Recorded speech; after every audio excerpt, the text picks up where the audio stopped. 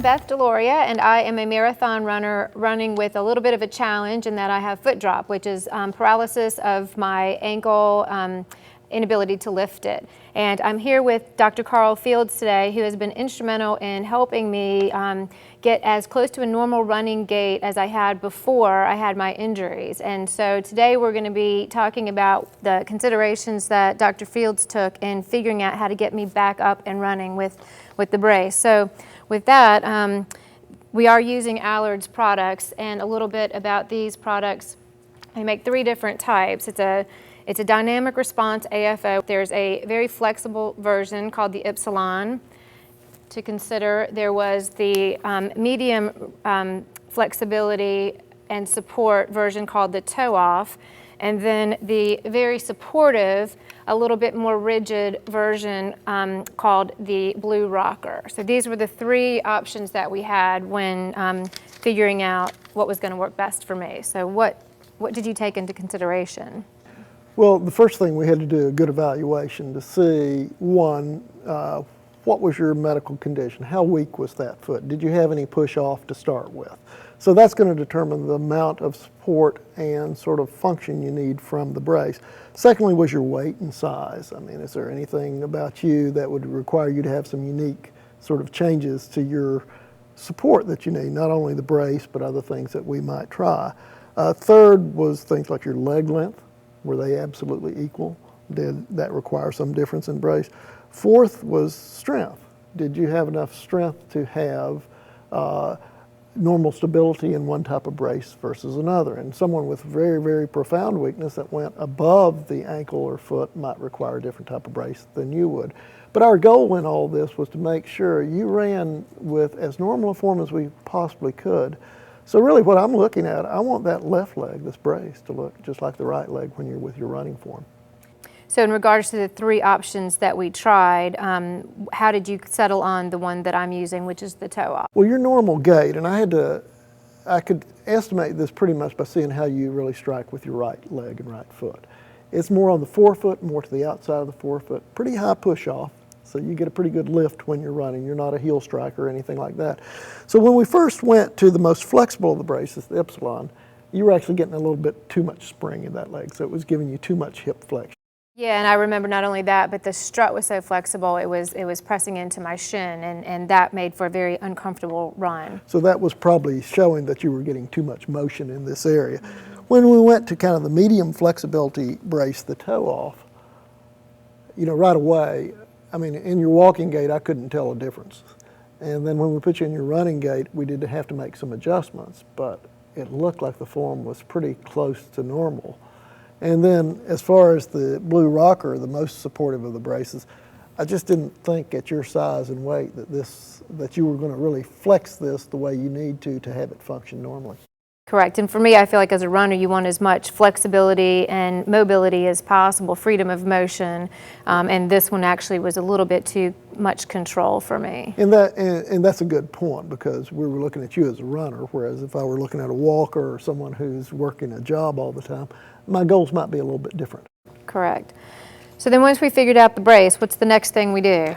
The next thing we did for you was to see, once we put the brace on, was there any sort of abnormality in the way you were landing or other things with that?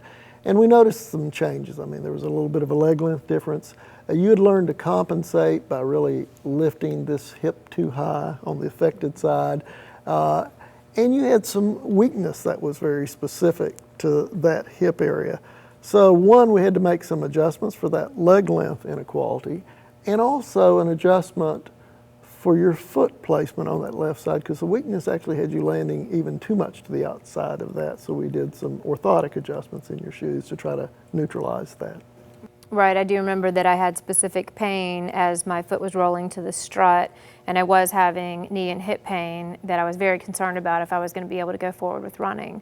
So speaking to that, you basically customized the brace by creating a custom insert. What types of things did you do to the insert itself? Well, one of the key things I did was try to put you in a position where when I put you in the insert that your foot was in what we call a neutral position. Subtalar neutral refers to how the bones are aligned so that the foot is in a neutral position.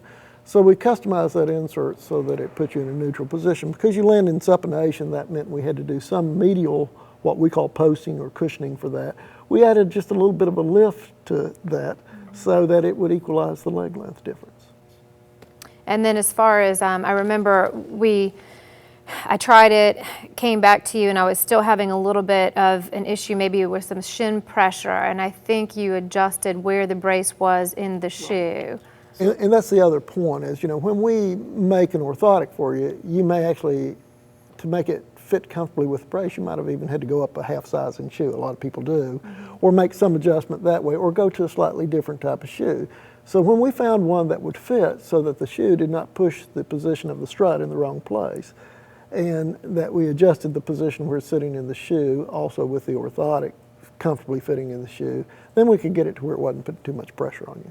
Right, and I think that's an important point to make, is that I was in the right brace, or so we thought at this point, and the orthotic was putting me at neutral, everything else was working, but I was still getting a little bit of pressure, and so just by making that slight adjustment of pushing me forward, because walking I was fine, running is where I felt the pressure, so over time that was the only thing I was going to be able to give you the feedback on. Right, and I have to make, for running, I'm really trying to adjust so that your ankle position is at about 10 degrees of dorsiflexion, because that's how you push off in running. In walking, I wouldn't want that much more neutral. Right. So just having you walk in it is not sufficient. I had to see you run in it, and then really we're into trial and error. Right. Because we've got to see, does it hold up when you're just starting your run? What about when you get fatigued? In a marathon, you're going to change your form some when you get fatigued. So is it still in a good supportive position? And then we keep making tweaks, because once we get you into this, once we get your hip strength back to normal, maybe your form's going to change a little bit. So that will require some adjustment to either the orthotic, the position of the brace, the position of the brace in the shoe. Then the final adjustment that we ended up making, and I'll just use this as an example, where we built up the insert, all of a sudden I was having less room as the strut hit my ankle, and I didn't have enough clearance. And so what we ended up doing was, instead, even though the small brace fit me, we had to go up to a medium so that this cleared the insert a little bit better. We trimmed the foot plate, the foreplate, and then we trimmed the top down. So we actually customized the brace even further for my purposes. So I'm running in a medium now versus the small, which we had started out with. And if you remember, I think because that foot was a bit weaker too, after we made the adjustments so your form looked really good, you started getting some forefoot pain. Yes. So we actually had to go into your orthotics and add what's called a metatarsal pad to give you more support of that transverse arch that's in the forefoot, because it had some collapse in it from the weakness over time. Correct. So after all of those visits to your office, which really didn't really take that long, but I did have to try everything out. I mean, really, since then, since we did the last adjustment in the size of the brace and the metatarsal pad, I've had zero pain. I've had zero hip pain, zero knee pain, zero foot pain, zero back pain.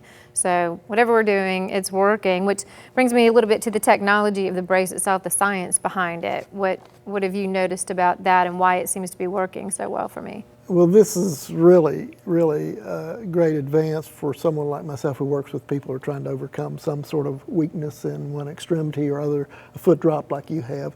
Because one, the materials are very lightweight. So that doesn't make you feel like that leg fatigues so much faster.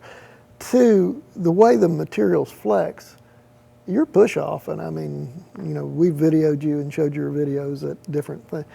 Your running form looks virtually normal on that left leg, even though it's braced. So the brace is acting like it's pushing off in the same fashion that your leg would. So that flexibility is a fantastic sort of adaptation that we've been able to make with that. And then the third thing, if you remember the way that AFO braces were done in the past, they ran down the back of the leg and they fixed the foot and ankle so that they didn't flex. Well, guess what that's going to do? That means those muscles aren't working the way they normally do. So the leg gets weaker over time. So over time, I think the gait actually deteriorated in the older style brace. This brace allows you to run in a much more physiologically normal way of running.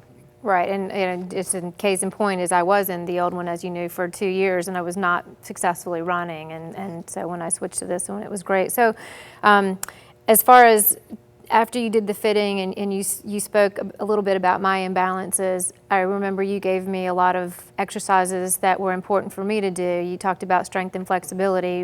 What types of things, once you get the fit right, and as you said, it's not a one-time process, what else needs to happen outside of that? Well, if physicians are going to work with athletes or even patients who have some medical condition to fit them with these braces, it's got to be a partnership, because almost anyone who's had any weakness in one extremity or a foot drop or other things has developed weaknesses in another part of their body. For runners, the key of the core, we think core a lot of times is your abs and your low back, but the runner's core is their pelvis. We got to keep that pelvis level. We've got to keep your hip abduction strong. We've got to keep your hip rotation strong, so that when you land on that one leg, because running is a series of jumps through the air, it doesn't wobble. You don't shift side to side. You don't get what we call a Trendelenburg. With you having a short leg, you tended to lean toward that short side. So you were getting more stress on your hip, more injury to that side. We have to correct that mechanically with the bracing, but we also have to correct it with your muscle strength. So we have to get you to your ideal strength to support normal biomechanics in a normal gait.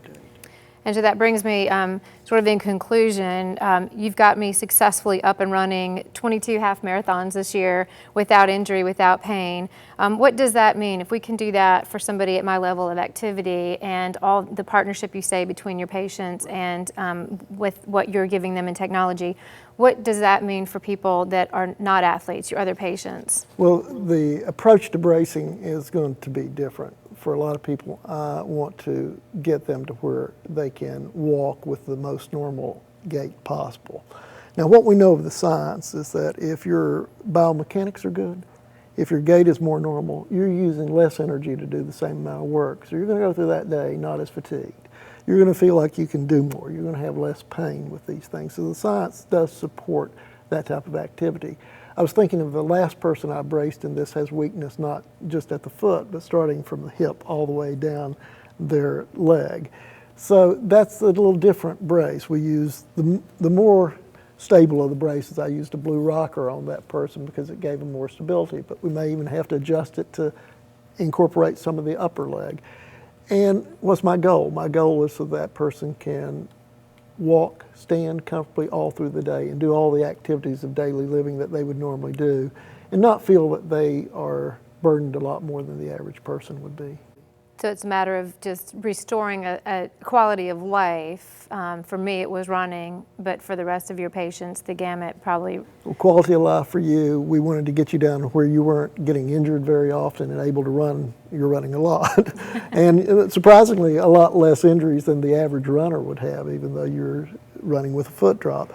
But for a lot of other people, if we can make it so that they can work their jobs full time, they can lead a comfortable life, that they can get up steps in their house and other things like that, that to me is the victory that you're trying to get to. So one thing I can't stress enough is that this is a partnership between the medical professionals, the people who are providing the technology, and then the patient themselves. And so from my point of view as a runner, what I would like to now do is tell you a little bit more about what I personally did to make the brace work more successfully for me. The various points that Dr. Fields has gone over are overall gait assessment, determining the patient's goals, whether they want to run, whether they want to hike, whether they just care about being up and about for their daily job, selecting the proper AFO, which out of the Allard braces in this case is the proper one based on how much rigidity and support we need. Once you've selected the proper AFO, we need to select the proper size, anywhere from extra small to extra large.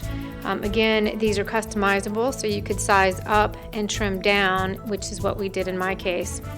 Determining optimal location within the shoe, which is just the placement of the AFO, trying to figure out how far forward or back it needs to go during the fitting and the subsequent motion of what the patient is trying to do. For me, running, so it needed to be further up in the shoe to be posted forward. Then determining a custom orthotic. In some cases, a custom orthotic insert will not be necessary.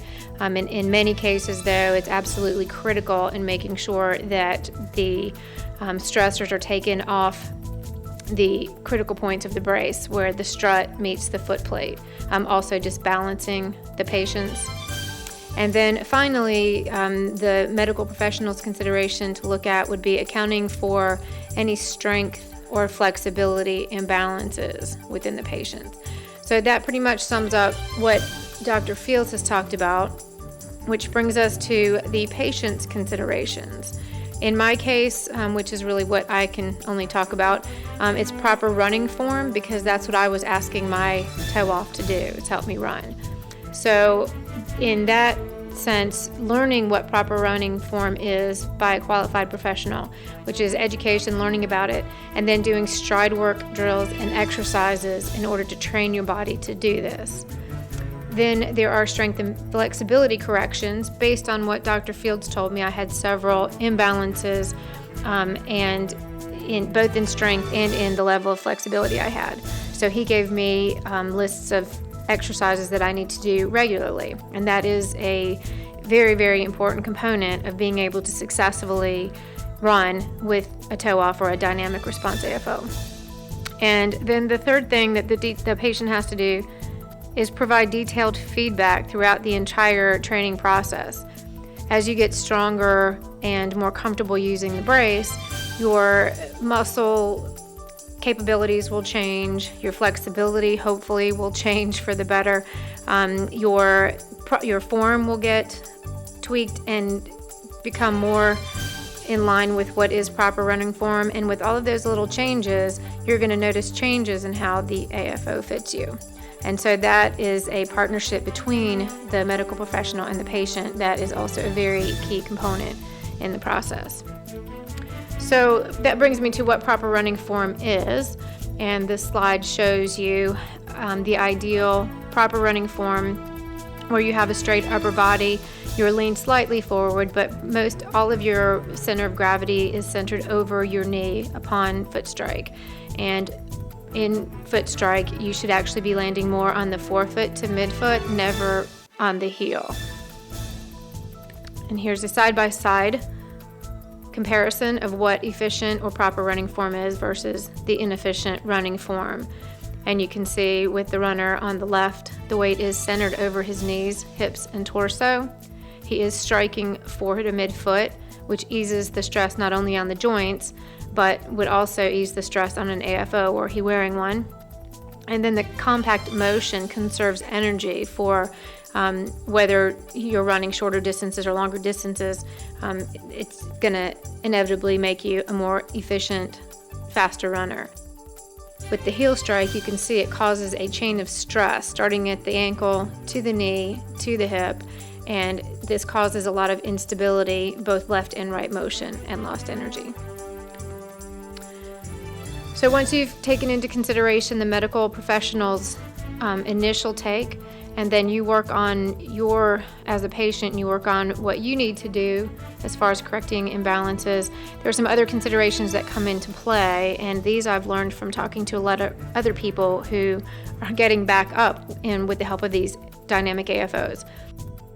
And these things that we've all found helpful: compression socks that help reduce the friction between the brace and your shin, a soft kit, and for a lot of people this is perfectly fine as a liner in between your shin and the brace. For me, I needed a little bit more, and it's called a comfort kit, which is more like a memory foam, so I needed a little bit more protection on that shin. So that's something that you'd want to consider. Other people have opted for neoprene wraps or sleeves on their legs. These are off-the-shelf items, and you can get them in almost any running or sporting goods store.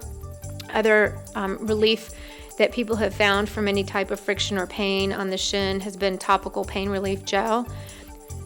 At this point, I'd really like to thank all the professionals from the side of the orthotists and prosthetists, but also the people who are working on the technology side of it, because I've been so encouraged and overwhelmed by the amount of people I've seen out on the road joining me. These partnerships and the conversations we're having are leading to success all across the world with athletes of all levels. And so again, I'd really like to thank you for your participation in playing your role in getting people back up.